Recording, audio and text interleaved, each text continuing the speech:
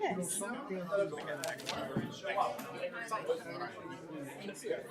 Madison Green County. Being a nice little rubber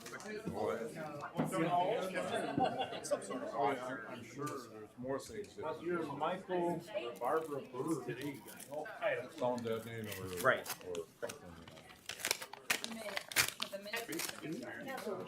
You'd appreciate that. The kind of stuff. Description. I got one of those. Yeah. So we have the same. I'm not gonna hold my breath, that's for sure. Yeah, because it's. Might be in it. Yeah. Doesn't matter. There's some of those that come through still. It absolutely is. And it's, Always a matter of injuries. Yeah, we must have the same. Age, Yeah. you know, all that stuff. Yeah. Hey, Jeff, did you hear my voicemail? I did. Oh, sideways. I was coached to do that by the officer.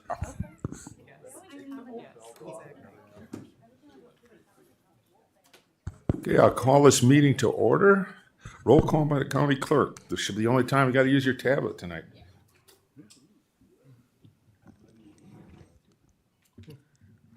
we have 26 present and 4 absent.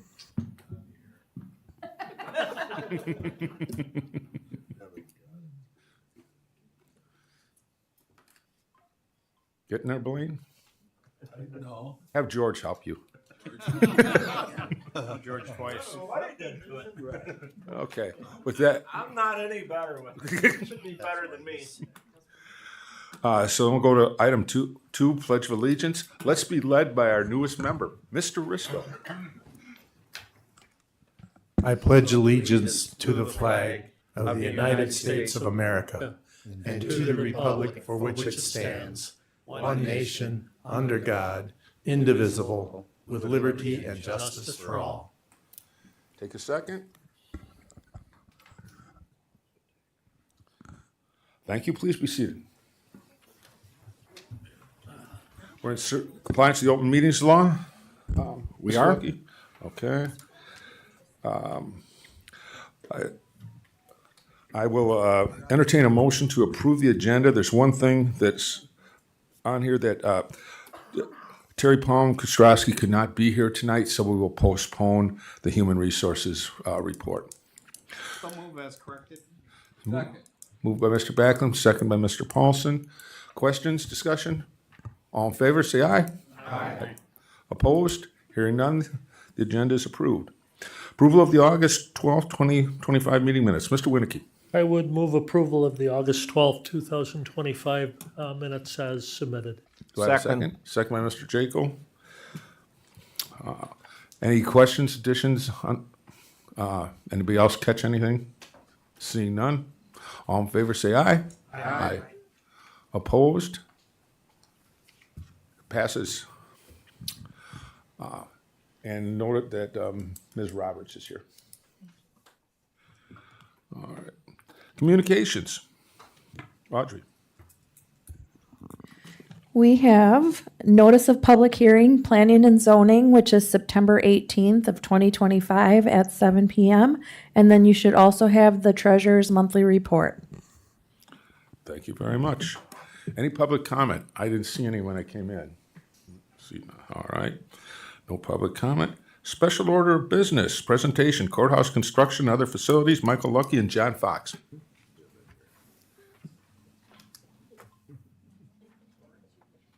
And as John's making his way up here, I will just add, this was an item that was requested as, well, we have a short agenda that was made even shorter. It's still allowing some opportunity for the county board to understand kind of what's going on with the courthouse and maybe an associated capital ask going into 2026.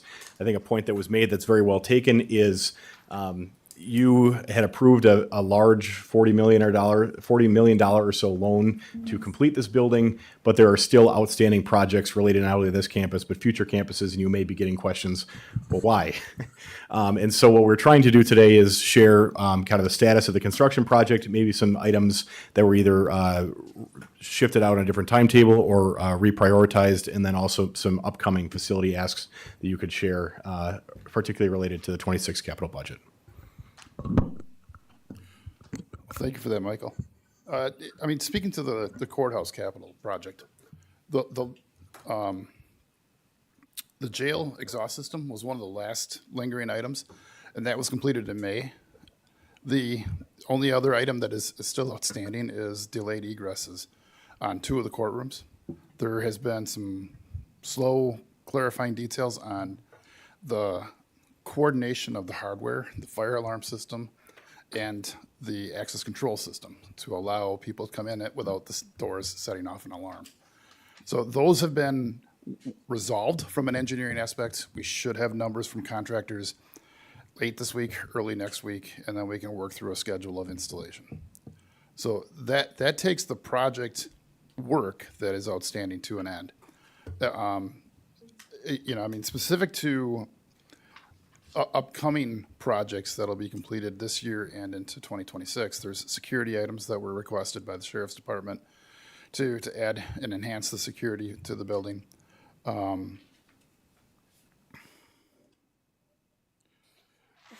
There's also the demolition to the MIS building and a asphalt parking lot in the state or the location that it is today. That project has been delayed, and it was a combination of the fiduciary intents of keeping the courthouse project within the budget that was allowed, and to address a point of doing the demolition and building the parking lot at a point where there's more of a demand for parking. And I guess the last thing I would just kind of highlight in terms of the scope of the project, it was built during a period of historic inflation. So there were 2 different bid packages that had substantial overruns and needed to be creative in terms of how you could control your costs and stay within budget. So those were some of the challenges that project had. I think I'll stop here and see if there's questions before I move on to other properties in the county. Questions for Mr. Fox?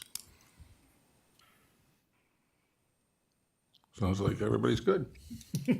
All right. Fair Park, we've completed the goat barn and a portion of the sheep barn roof repairs. In mid-March, there was substantial storm damage that required the roofs to be replaced. The goat barn was truly at end of life even before the storm caused the damage that drove the requirements for replacement. We've got site lighting improvements in progress right now. We're finalizing some details to allow the contractor to start working on the site lighting. Fire alarm. The permit drawings were submitted to myself and to Becky earlier today. They'll be off to the authorities that are reviewing them and approving them. The contractor will start pulling cabling, just won't do any of the terminations until they get final approvals on the permit set. And we're in a planning stage for interior lighting replacements. And we'll work through bid documents and hope to be ready to work through installation in the spring as the stored equipment and materials are removed from the different buildings. I'd say the only other substantial project that's kind of working through a study at this point is controls upgrades for the highway department and concrete sealer or floor covering for the area where snowplows are parked because of the deterioration to the floor that's there and the method of protecting it.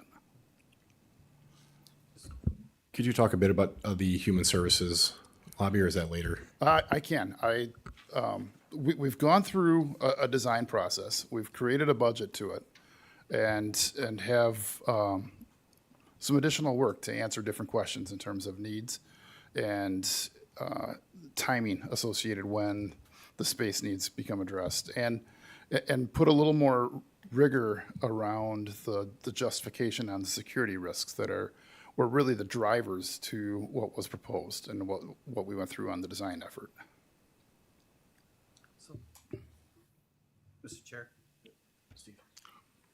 Mr. Backlund. John, can you talk a little bit more about the grants and also the survey, how that led up to the lighting? And I think the board would be happy with Sure. knowing how that, all the grants went through and how the county's benefiting from your hard work. So there was a grant already in place when I started, and the final report came through within a month or two after I started working.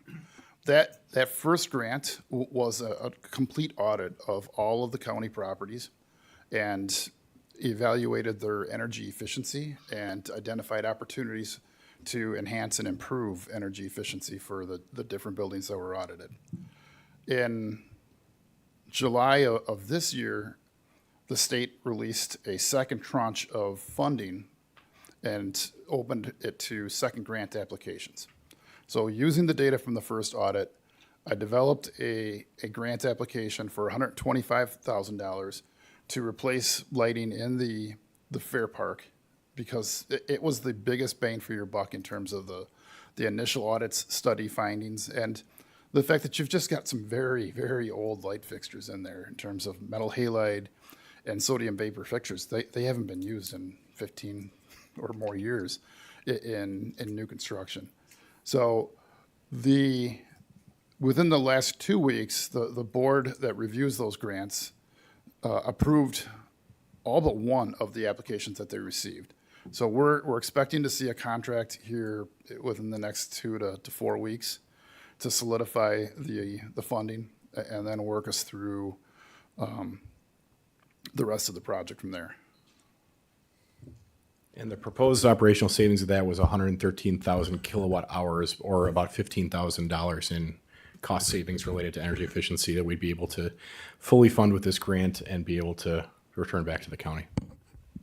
Thank you, John, for that. Yes.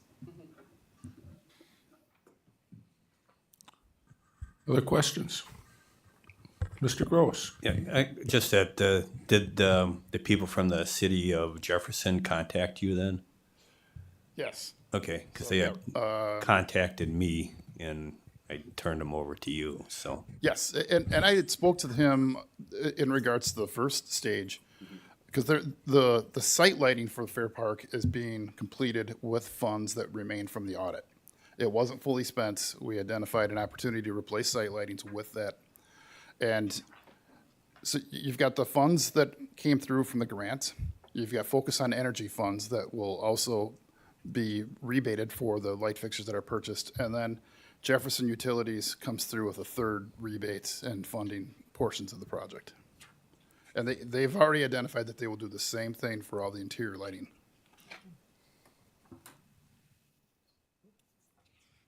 Other questions? Seeing none. Thank you. Thank you.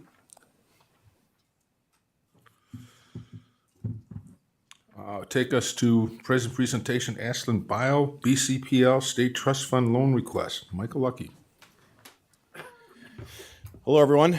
I am going to take probably a little more time than I thought I would with this presentation, but I think it's important given the uniqueness and the complexity of this ask that I do it right. And so if you find yourself thinking, Michael, get to the point, I promise I will, but it might take a little bit to get there. So on July 22nd, which was 49 days ago, the county was contacted by Ashland Bio regarding a planned investment or a potential investment at their facility.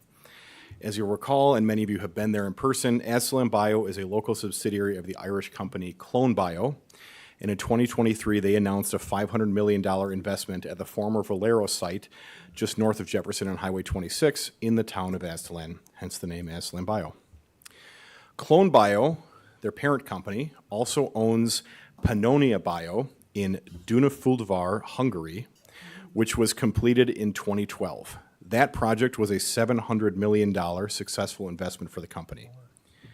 The The Hungarian plant was built from the ground up to incorporate a process called front-end fractionation, which is a cutting-edge technology in ethanol production and biorefinery, which allows for additional biorefining and usage of the whole corn kernel and the ability to sell that in additional byproducts. When it was built from the ground up, the Hungarian plant was the second place in the world to install this front-end fractionation system. The reason why Aztalan Bio invested here in Jefferson County in the first place is because the first place in the world to install front-end fractionation was here in Jefferson County around that same timetable. Aztalan Bio and Clone Bio are big believers in this plant and have made significant investment here to get it up and running. Right now, they have 87 full-time employees, and the community impact has been incredibly high. Many of you know people, some of you are people, who sell corn directly to Aztalan Bio, and even our local banks are seeing increased activity tied to the plant and the farmers that supply it. So the reason that they emailed us was that this $23 million proposed investment would be for an energy efficiency project known as mechanical vapor recompression, or MVR. MVR upgrades and uses waste heat that would otherwise be unused. An MVR blower fan compresses vapor to a higher pressure, and if you remember your middle school science classes, when a vapor's pressure is increased, so is its temperature. This new temperature allows for processes that were conventionally used by thermal energy, steam from natural gas boilers, to instead be powered by electricity because the MVR fans are electric powered. MVR is a common technology across many sectors, many of them in agriculture, but is traditionally done with a single vapor compressor, and they use water vapor. What's being proposed here by Aztalan Bio is a multi-stage compressor using ethanol vapor.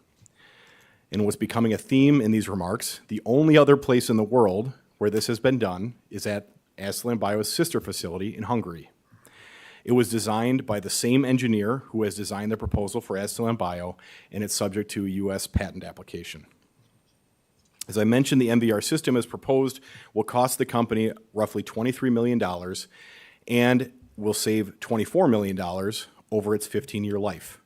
On its own, that amount of savings does not justify the project.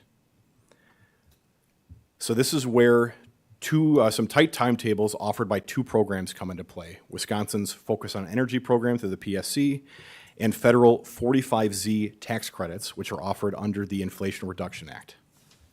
So the Focus on Energy piece is a little bit easier to explain. The state, through PSC, offers grants for energy efficiency to business. According to an email I received from the president of Clean Tech Partners, who specializes in these types of loans, this project is the most cost-effective while delivering substantial energy savings in the past 22-year history of Focus on Energy. Accordingly, Focus on Energy is prepared to offer Aztalan Bio a nearly $5 million grant. However, and this is important, and will be more important later, to receive the grant funds, the project needs to be implemented, not just approved, but fully up and running by December of 2026. The federal tax credits are a little more complicated, and I probably am spending more time than I need to on them, but in October of 2022, so a couple years ago, the Inflation Reduction Act created a Section 45Z clean fuel production tax credit. It's worth 10 cents per gallon for every 5 kilogram per million British thermal units that a renewable fuel's carbon intensity goes below the threshold of 50 kg per MMBTU. These numbers exceed my technical capacity, other than knowing that Aztalan Bio is soon to be a 120 million gallon per year ethanol plant, meaning that if they reach kind of that first threshold of 5 kilograms per MMBTU, they could be looking at about $12 million in tax credits. I unfortunately don't have an estimate as to what exactly this would look like, and their response to me included the phrase, quote, "If 50 kg per MMBTU is an inscrutable number and metric for you, it is almost no less so for a biofuel producer because there are a half dozen different accepted ways to perform a life cycle assessment of a renewable fuel's carbon footprint, and each approach produces a different number." So for this conversation here, the irrelevant information is that Congress and the Biden administration created a tax credit program, the 45Z tax credit program, that suddenly begins to make the MVR technology economically feasible again. The initial tax credits were set to run from 2025 through 2027, and from the bill's passage in October of 2022 through early 2025, there was no rulemaking that solidified any of these calculations, and so Aztalan Bio sat on the MVR project. Then on January 10th of this year, the federal government proposed a rule alongside a methodology to calculate the value of these carbon credits. So in January, Aztalan began that calculation and showed that based on what they have already done to improve the site, they can receive some 45Z tax credits. There are currently 187 operating ethanol plants in the U.S., including 7 in Wisconsin, and to their knowledge, only one plant besides theirs in the country, that one being in North Dakota, has been able to sell these 45Z tax credits. Aztalan Bio claims that this, along with the unique front-end fractionation process, demonstrates just how special this plant is here in Jefferson County. And in that point, if you'll allow my editorializing, I would like to agree with them. So even though they are able to sell these 45Z tax credits, it still didn't make sense to pursue MVR here because the tax credit would sunset in 2027, and that wouldn't give them enough time. And even though the tax credit is generous, the cost of natural gas in the United States is far lower than it is in Hungary, so it is more cost-effective to continue with current operations. At least it was, until July 3rd of this year, when Congress and the Trump administration passed the One Big Beautiful Bill, which extends the 45Z tax credits until 2029. The tax credit program then had a longer runway, supported by both a Democratic and Republican Congress and President. So I gave you all the background, but I haven't yet presented you with the ask from Jefferson County. As I mentioned, the total project would cost $23 million, offset by $5 million in grants funds from Focus on Energy. That gap of $18 million would still need to be made up. A referral was made from Focus on Energy to the state of Wisconsin's Board of Commissioner of Public Lands, which runs their state trust fund loan program. Under that program, units of government can apply for loans for economic development projects. The request was made that Jefferson County apply for an $18 million loan that would be passed through to Aztalan Bio. Aztalan Bio is located in the town of Aztalan, which is why it's ineligible for tax increment financing. And besides the town, the only other eligible applicant would be the Jefferson School District. Neither of those government bodies have the capacity to do something like this on the timetable Aztalan Bio is requesting, so that is how it came to Jefferson County. So a little more information on that BCPL loan program. Loans are available for terms of between 2 and 20 years at an interest rate of between 5% and 6.25%. Loans are reviewed by the BCPL staff and ultimately the board itself, made up of the Secretary of State, the Attorney General, and the State Treasurer. And that board will approve the funding. The important thing to keep in mind is that there is a component of the loans that they must be made to either, quote, facilitate the performance of any power or duty of the borrowing municipality, or to finance, quote, public purpose projects, a relevant piece of which does include the extension or renovation of buildings or equipment. This loan would need to be a general obligation loan, meaning that it would need to be backed by the full faith and credit of the county.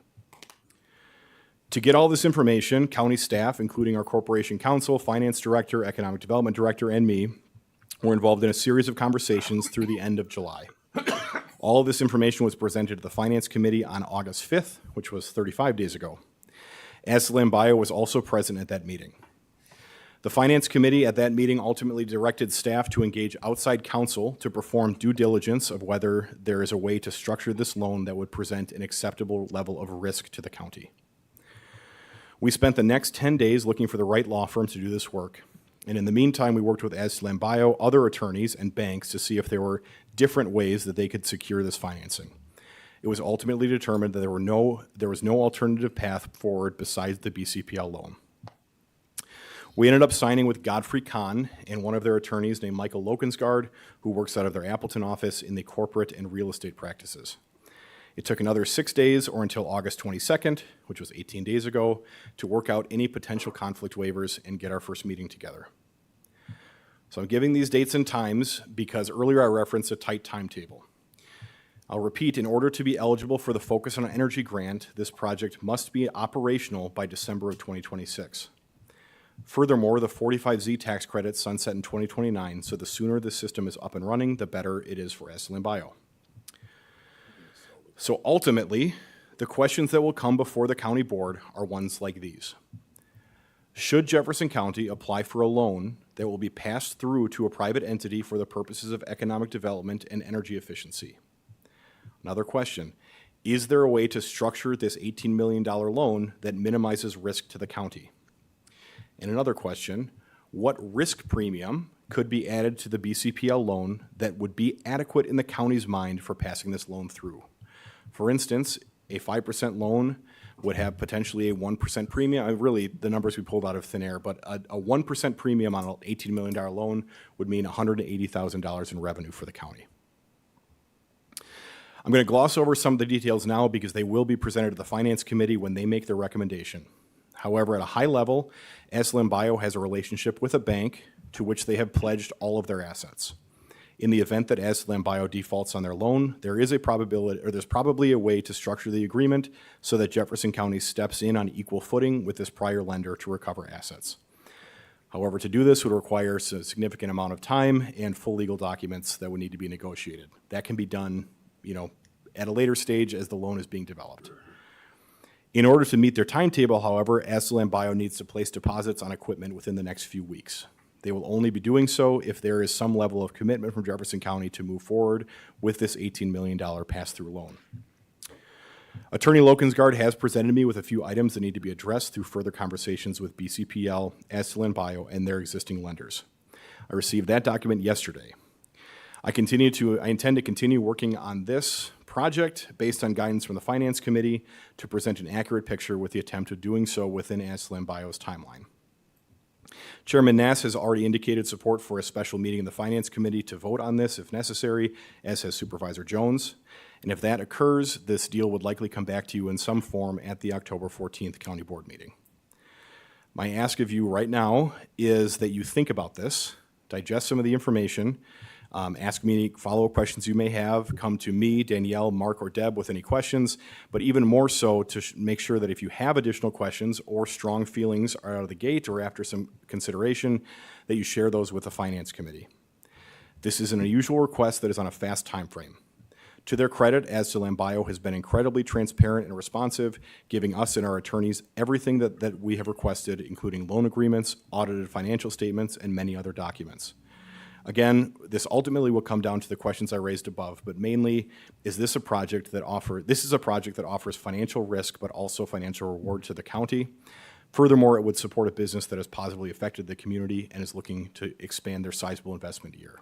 However, what level of risk is acceptable on this loan? With that, I can take any questions or let you think about this for a while.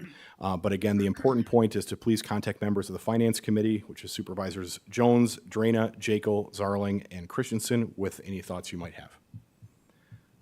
Thank you very much. Any questions for Michael right now? Mr. Kennard. I guess I was wondering what would be the financial impact to Jefferson County? I mean, how many jobs is this going to create? How much economic activity? I guess the public purpose comes back to, are we doing something for the public or for a private entity? I guess is my question. Yeah. It would not lead to any additional jobs outside of construction, no ongoing jobs. It would accomplish a strategic priority of energy efficiency, massive reduction in natural gas usage, and there would be probably some ancillary benefit of additional capital expenditures within that process, leading towards more tax collections from SLM Bio. However, no, it would not spur any additional production lines, jobs, things like that. Mr. Gross. I guess you're only looking at a 4-year period here where they're going to be possibly getting a credit, all right? And, this is in 1980 when there was actually a shortage of natural gas, and there's really never ever been a shortage of natural gas, and natural gas is, cheaper now than what it's been, even within the last 15 years, on the industrial market. So that's my concern, we were supposed to be out of oil over 25 years ago. It's an endless resource. So, that's my concern. You know, I've been dealing with alternative energies for over 40 years, and you know, natural gas is where it's at right now, and you know, and it's still being burnt off all over the place, and we're only using 90-some wells now within this, you know, within the United States, and the rest is just all being burnt off. So that's my opinion on it. And to that point, it's a lot cheaper to use natural gas here than it is in Hungary, which is why they haven't been pursuing it here up until the tax credits kind of pushed that equation a little further in this direction. Other questions? Mr. Paulson? How does Astalon Bio figure they're going to monetize these tax credits? They can sell them, Right? To any company that would be able to coal-fired buy them. plants that need the tax credits, that need the green energy credits, that type of thing? It could be. They haven't told me that. Okay, but how fast do they think they'll monetize them, and how fast will we be made whole when they do? That's a good question that we will follow up with them on. Okay, thank you. Mr. Christensen? Thank you. I want to go back and talk a little more about the benefits to the local agricultural production of corn. I don't think that was really addressed that much, but it seems like it's pretty big on account of, we just did a tour from Land and Water of Aslan Bio, and while we were there, we learned there's 100 trucks every day going through there dumping corn. In fact, I think I even saw George going through with one of his trucks. So I do think there's a potential positive effect for the agriculture. Other questions? Mr. Backlund? So I'm kind of a risk reward person. It's either a +1 or a -1. And I don't really have a feeling for what the reward is for the risk. That still seems kind of vague to me. And maybe at this point, that's okay. But I would like to see more. I think to Blaine's point, you know, there is a great risk, obviously 18 million. What is the reward? And I'm hearing, okay, 180,000. But is that the only reward, or is there more? At this, I mean, the risk premium could be structured to whatever you wanted it to be. So if an acceptable reward, you know, to use that term, was, you know, instead of 180,000, 1.8 million, you know, we could approach Aslan Bio and say, well, our risk premium on this is actually 10% of the loan. We haven't had those conversations yet. But okay. Yeah. But that's just it just seems not much reward for a great risk, in my opinion. Mr. Paulson?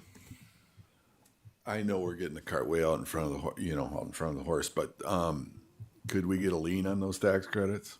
Could that be part of this? I mean, have you talked to an attorney about that? All of the assets, including the tax credits, are already pledged. Okay. Security for existing loan. We would, under the proposal, will step in line and also have a lien on those tax credits. Okay, well, I was thinking more along the lines of not stepping in line, being the only one in line for the tax credits, because we're the only ones that are taking the step. I don't believe that that will be an option. Okay. That's too bad. Other questions? Seeing none, food for thought. And again, this will be presented to the Finance Committee, and we'll see where things go from there. Thank you very much. Thank you, Mr. Lucky. That's number 8. Number 9, annual reports. Item A, District Attorney, 80 Monica Hall, or DA Monica Hall. If it pleases the chair, are we able to go a little out of order and put clerk's office along with the district attorney's office and then entertain you guys with parks, or do you need a palate cleanser between us? No, oh. If it's okay with the board, anybody have a problem with that? No, go ahead. Who's first? I think it's going to be me. Aren't you lucky? It's really hard to follow that. Okay. So for those of you who don't know, I'm District Attorney Monica Hall. This is my coworker, Lee Shearer. She is, we represent the two department heads for our department. And the reason why I asked to go at the same time as the clerk's office is because really our presentations overlap because our lives overlap on the daily over in the criminal courts. We have been incredibly busy. I think it previewed last year that the criminal courts now number 3 instead of 2. So we have 4 judges in Jefferson County. There used to be 2 that did criminal and 2 that did everything else. We now have 3 judges that do criminal. And I think that that's the easiest way for me to just explain to all of you how busy we've been, that the judges felt the need to add a criminal court. The numbers in our annual report bear that out. They're not incredible. It doesn't scream that we're increasing the number of criminal cases coming through the county, but I can tell you we're sort of through COVID well and truly, and our numbers do still keep going up. Our numbers are slightly artificially low because most of what we look at is what's actually coming through the county court system. But what we have at the DA's office is a large backlog. One of my colleagues, as I think some of you who've been around before are possibly aware, is military. He's an Army Reserve. He was deployed to Papua New Guinea over the course of 2024. In his absence, what happened was we have a backlog of criminal cases waiting to be charged. It's not insane. It's nothing that anybody needs to freak out about, but it does mean that what we have is a tidal wave that's about to hit our court system as he has now returned to work, and we're all trying to clear that backlog so we don't have citizen victims sitting with their crimes waiting to enter the system. So what that means is the pressure on our departments has been really high. The other thing that sort of happened along with all of this is advancements in technology. Our law enforcement officers are at the forefront of technology, and it's wonderful. Almost all of our departments now both have squad cameras and body cameras. What that means for us is a whole lot of evidence. And what that means for our staff is a whole lot of trying to keep track of that particular evidence. And in so doing, we have added a new software program to the district attorney's office. Over the course of the last few years, we've actually needed to hire temporary help in the summer in order to just manage the massive amounts of data that comes through our office. Because what we have to do is take that data in from law enforcement and then get it out to the defense attorneys so that they can look at all of those wonderful videos. So we have now made an investment. We made some extreme calculations to try to figure out how much we can charge the defense attorneys to help us with that equipment.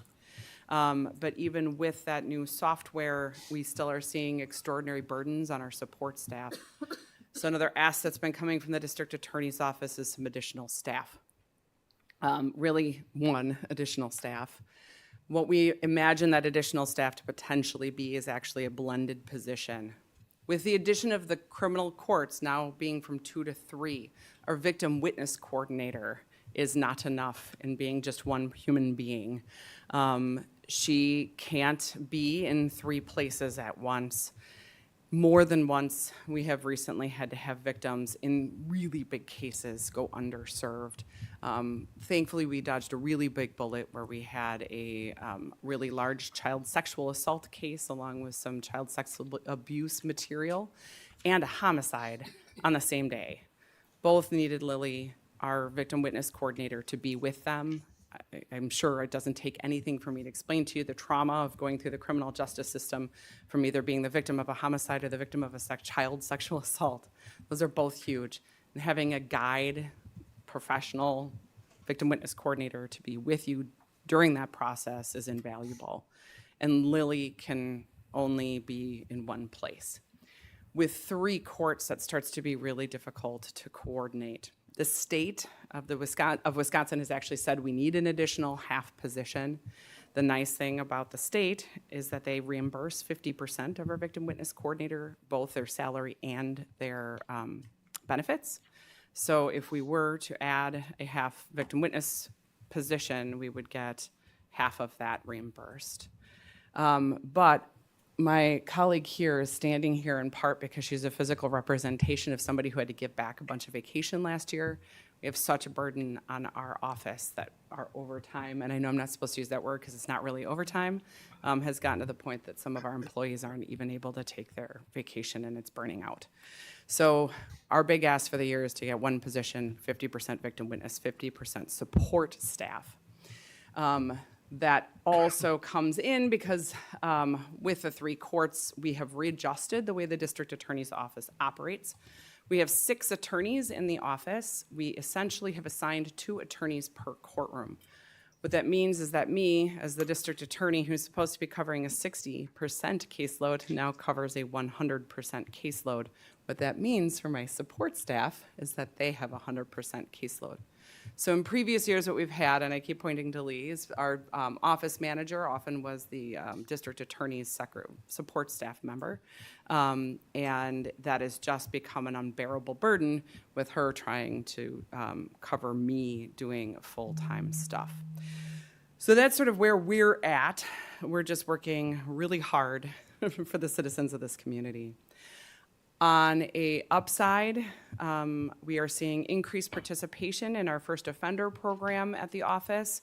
We've hired a new victim witness, or a first offender program director, Ashley. She's fantastic. I think we've essentially recovered from the random dip that specialty courts had during the pandemic. And then I think we've also seen, and I'm really excited for you to hear from Rodana at some point about our 2 treatment courts, our alcohol and our drug treatment court increasing. I also wanted to say thank you for this new wonderful building. As we've adjusted to being in our new office and in our new courtrooms, it has been amazing. The Zoom capabilities inside of the courtrooms have really given a lot of access to the citizens of our county and for other people who need to access our county through Zoom and in those remote appearances. We've gotten a lot of business done. It's meant that we've had to transport less prisoners from within the state, from other counties, and from prisons, so that should be impacting the sheriff's budget somewhere along the line. Hopefully, at least that's the dream. We've also, with all of this amazing equipment from law enforcement that has all the squad cams and the body cams, the courtrooms are now able to play those videos from council table, which has been a really, really great thing. It makes my job a lot easier, so we really do appreciate the investment that was made in this building. Anything I'm missing? Okay, any questions? Questions for the district attorney? You must have been very thorough. Great, thanks. Good evening. My name is Cindy Humry-Incha. I'm the elected clerk of circuit courts for Jefferson County. I am here with one of my chief deputies. This is Dana Shear, no relation to Leanne Shear. Similar.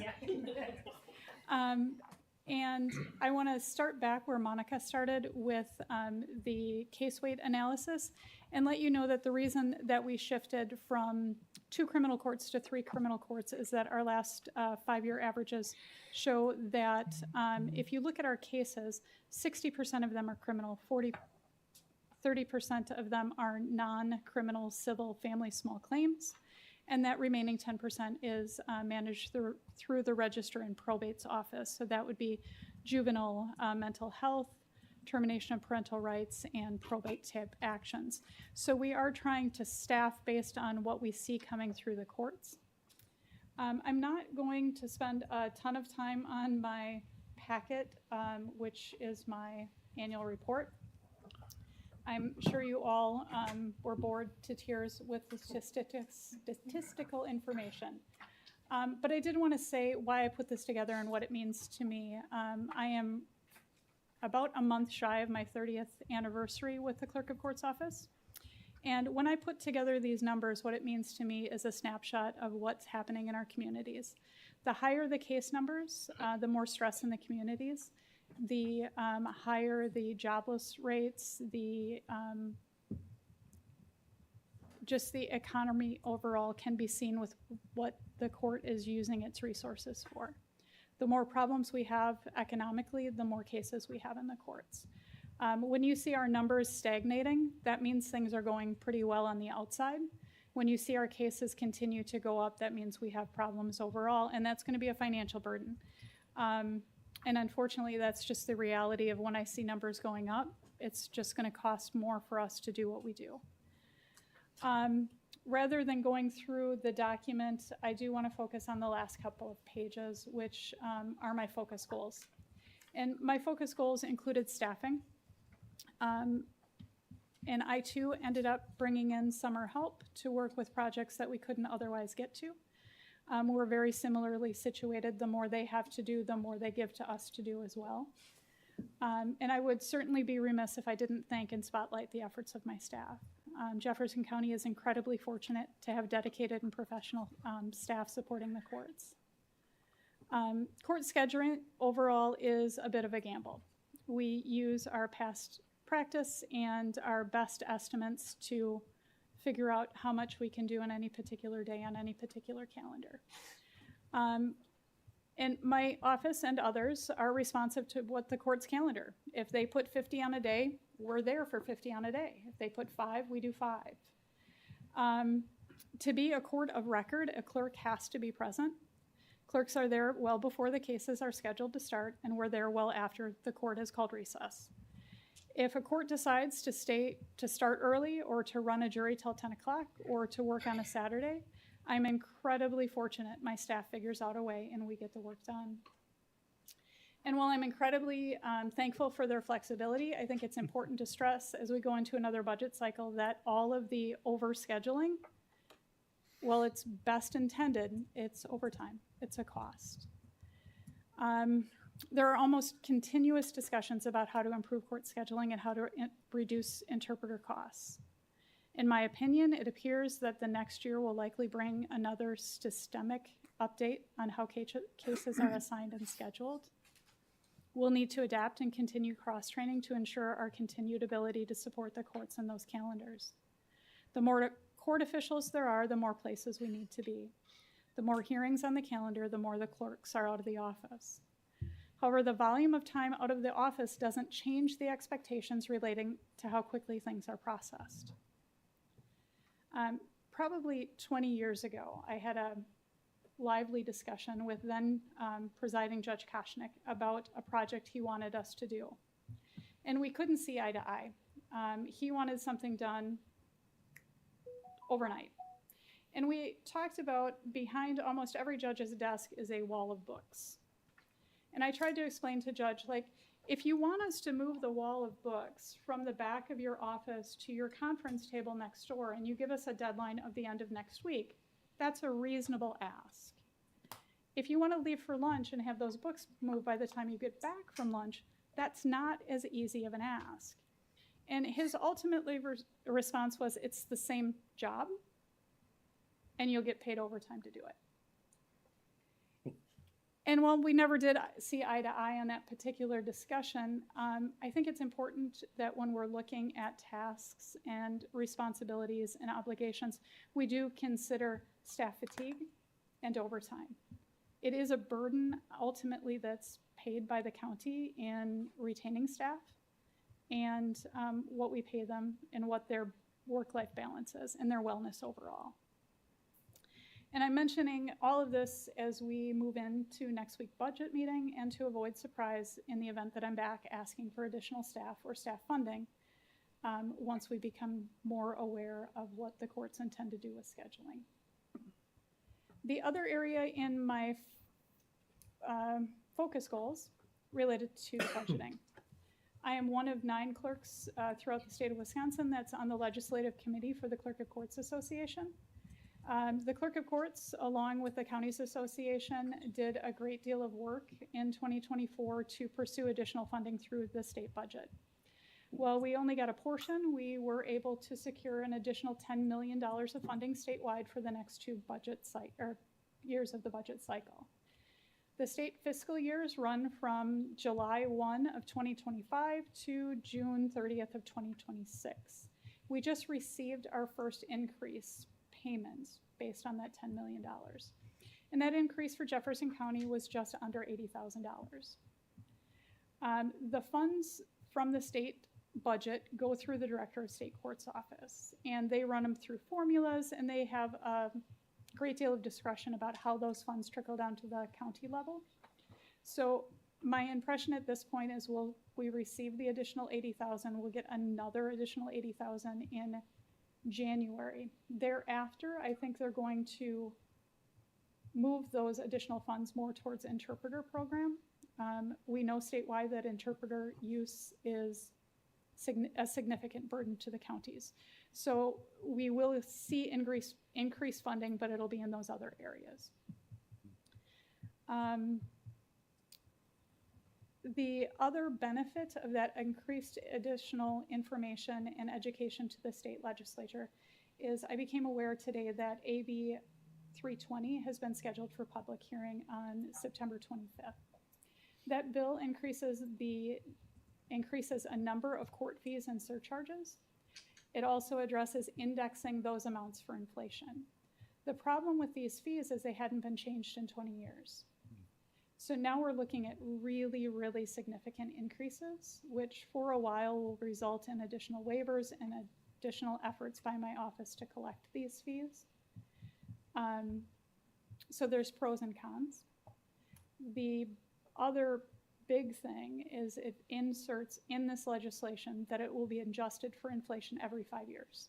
So we won't find ourselves back in these situations again. It changes flat fees that are divided between the county and the state to percentages. So as the amounts increase, we're automatically situating ourselves to receive those increases at the county level as well. I do intend to go to that hearing on September 25th and speak there for information only. And I would welcome support from this board on that legislation, whether that's a letter on the topic or permission to speak on behalf of the county, or if someone is willing from the board to attend as well, that would be wonderful. As always, I welcome your questions and your feedback. If anyone ever is interested in stopping down and seeing what we do on a daily basis, we welcome you. Just let me know if you have any questions. Questions for the clerk? Questions? Seeing none, you must be just as thorough as Monica. Thank you very much. That brings us to Parks Department, Kevin Weissman.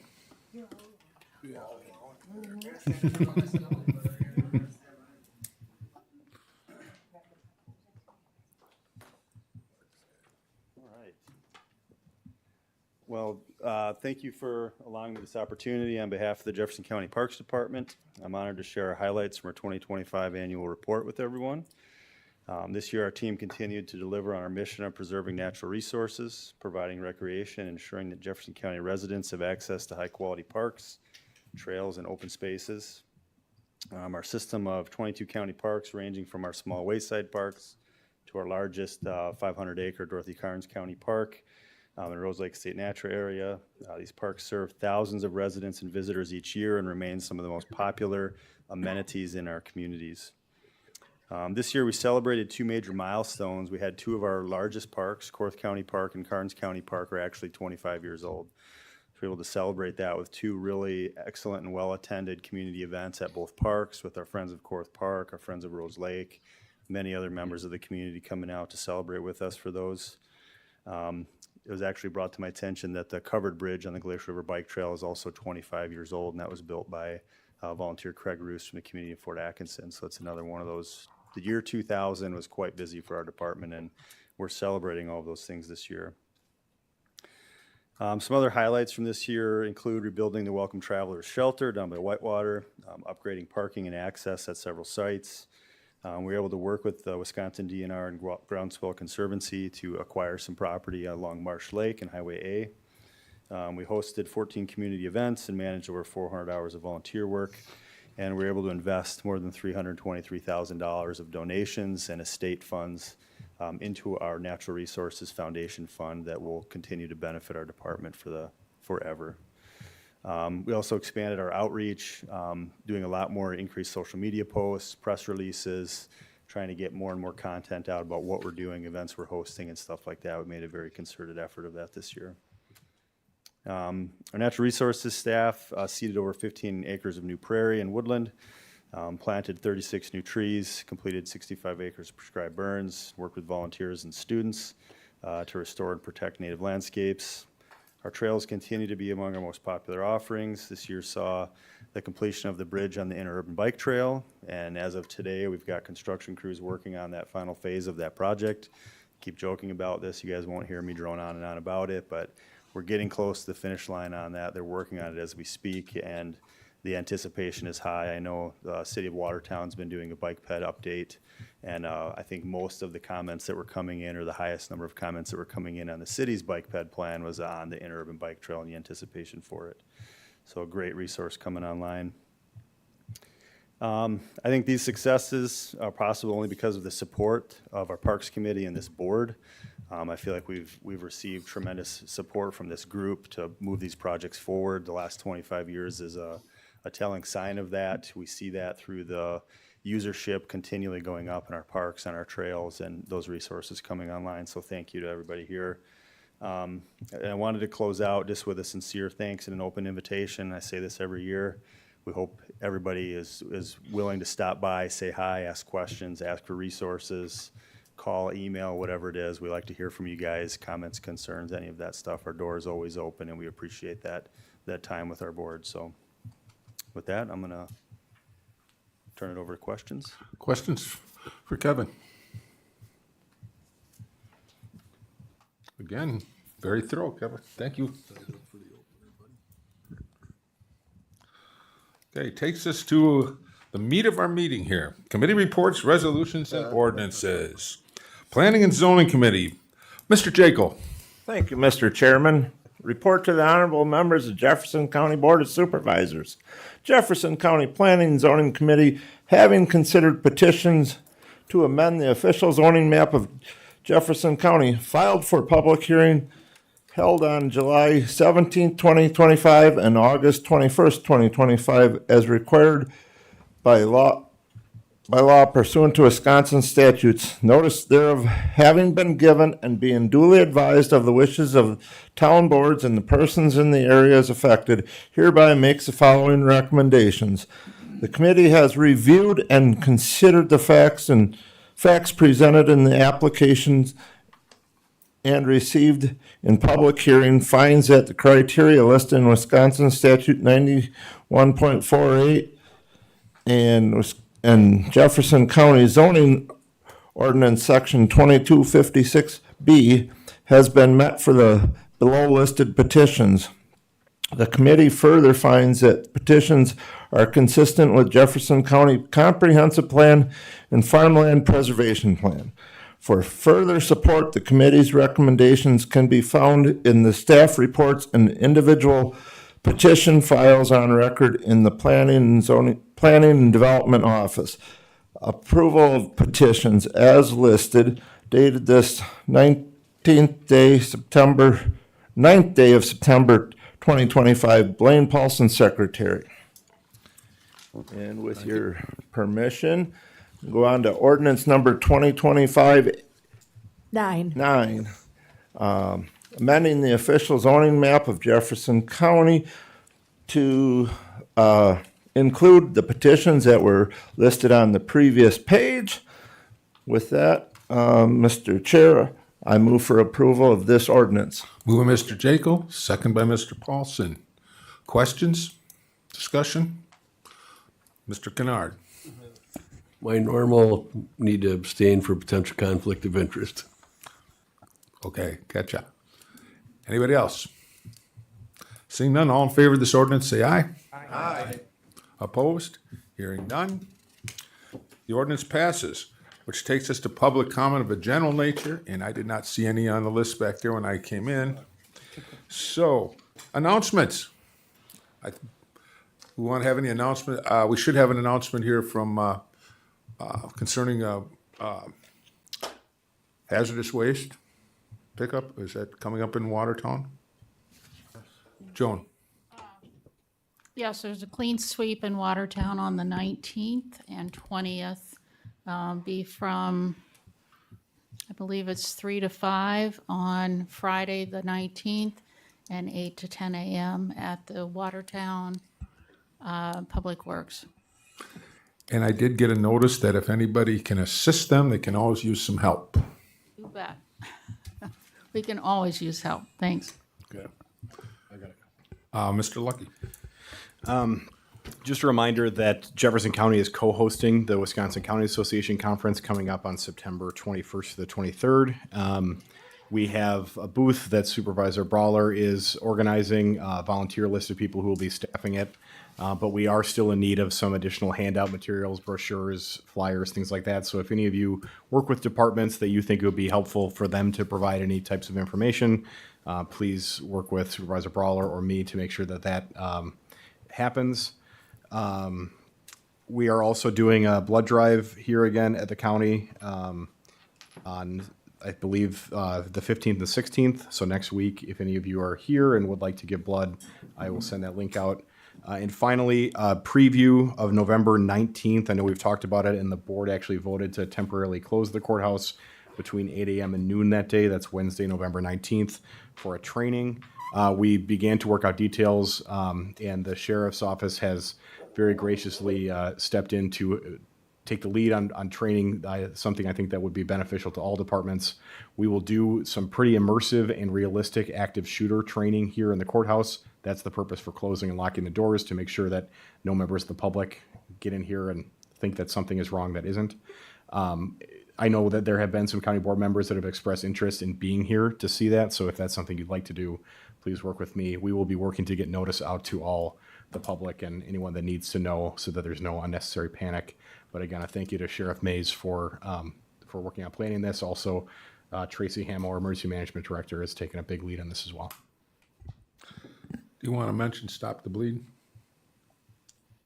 Yes, then there's also specific training related to Stop the Bleed, also provided by the Sheriff's Office. I believe, and correct me if I'm wrong, that'll take place this Thursday, September 11th, from 9 a.m. to 11 a.m.